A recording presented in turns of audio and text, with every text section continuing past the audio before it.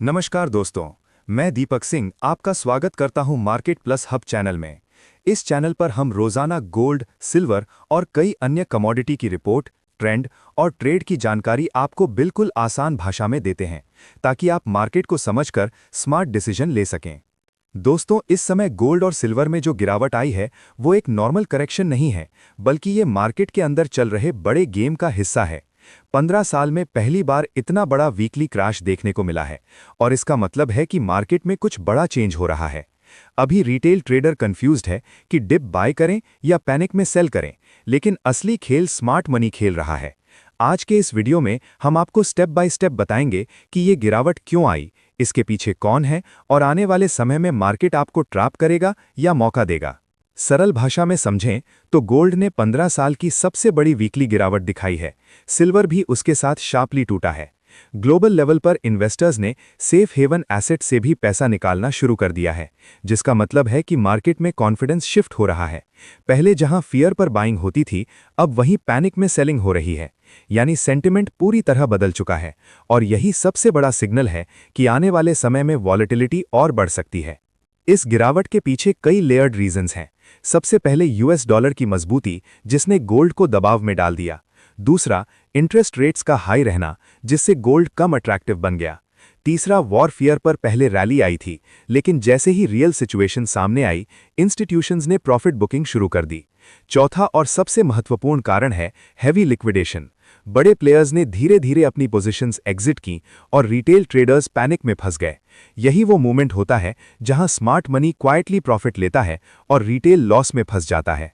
Global market में इसका सीधा असर दिख रहा है।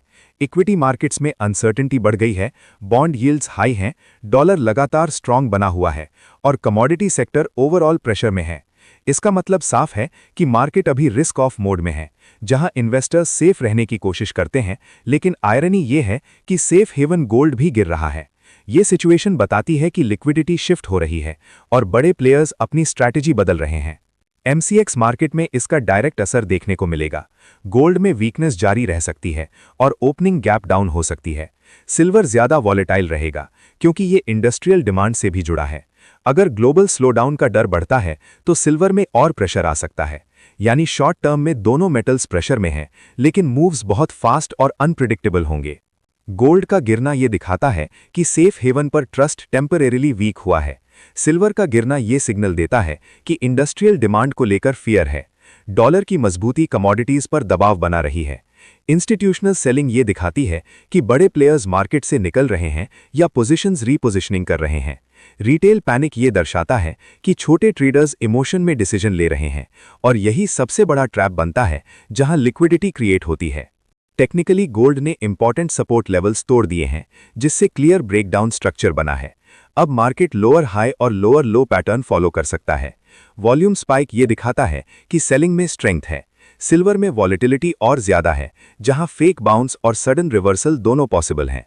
मार्केट बिहेवियर में साफ दिख रहा है कि रिटेल हर डिप पर बाय कर रहा है, जबकि स्मार्ट मनी हर राइज पर सेल कर रहा है।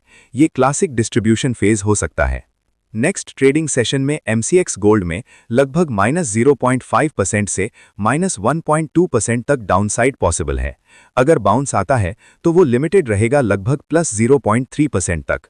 सिल्वर में -1% से -2% तक शार्प मूव देखने को मिल सकता है, और बाउंस भी बहुत तेज और शॉर्ट लिव्ड हो सकता है।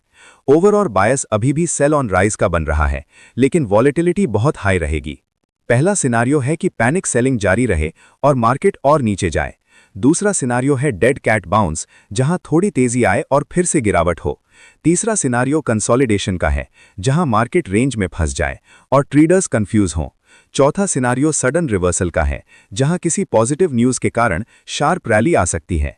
हर सिनारियो में स्ट्रैटेजी अलग होगी, इसलिए ब्लाइंडली ट्रेड करना डेंजरस है। ये समय हाई रिस्क जोन है, जहां मार्केट अनप्रिडिक्टेबल बिहेवियर दिखाता है। फेक ब्रेकआउट्स, सडन रिवर्सल्स और हाई वॉलेटिलिटी ट्रेडर्स को ट्रैप कर सकती है। बिना स्टॉप लॉस के ट्रेड करना बहुत खतरनाक हो सकता है। ओवर ट्रेडिंग और रिवेंज ट्रेडिंग से बचना जरूरी है, क्योंकि यही वो फेज होता है जहां मैक्सिमम लॉस होता है। Institutional level strategy. इंस्टीट्यूशंस हमेशा प्लानिंग के साथ काम करते हैं। अभी वो धीरे धीरे एग्जिट कर रहे हैं या पोजीशंस शिफ्ट कर रहे हैं। रैली आने पर सेलिंग कर रहे हैं और नीचे लिक्विडिटी कलेक्ट कर रहे हैं। उनका फोकस रिटेल को ट्रैप करके मार्केट को कंट्रोल करना होता है और अभी वही पैटर्न देखने को मिल रहा है। स्मार्ट मनी कभी भी क्राउड के साथ नहीं चलता। जब रिटेल पैनिक में सेल करता है तो स्मार्ट मनी क्वाइटली अक्यूमुलेट करता है और जब रिटेल एक्साइटमेंट में बाय करता है तो स्मार्ट मनी एग्जिट करता है। अभी मार्केट में रिटेल डिप बाय कर रहा है, लेकिन स्मार्ट मनी धीरे धीरे सेल कर रहा है, जो फ्यूचर डाउनसाइड का संकेत हो सकता है। नेक्स्ट डे के लिए market direction bearish with high volatility है। इसका मतलब है कि ट्रेंड नीचे की तरफ है, लेकिन बीच बीच में शार्प बाउंस आएंगे जो ट्रेडर्स को कंफ्यूज करेंगे। बेस्ट अप्रोच ये है कि क्लियर कंफर्मेशन के बाद ही एंट्री ली जाए। हमेशा ट्रेंड के साथ चलें, कभी भी अगेंस्ट ट्रेंड ट्रेड ना करें।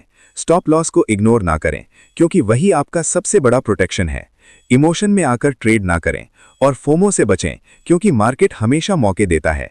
डिसिप्लिन और पेशेंस ही आपको सर्वाइव कराएंगे। अभी मार्केट एक डेंजरस फेज में है, जहां लिक्विडिटी शिफ्ट हो रही है और स्मार्ट मनी एक्टिव है।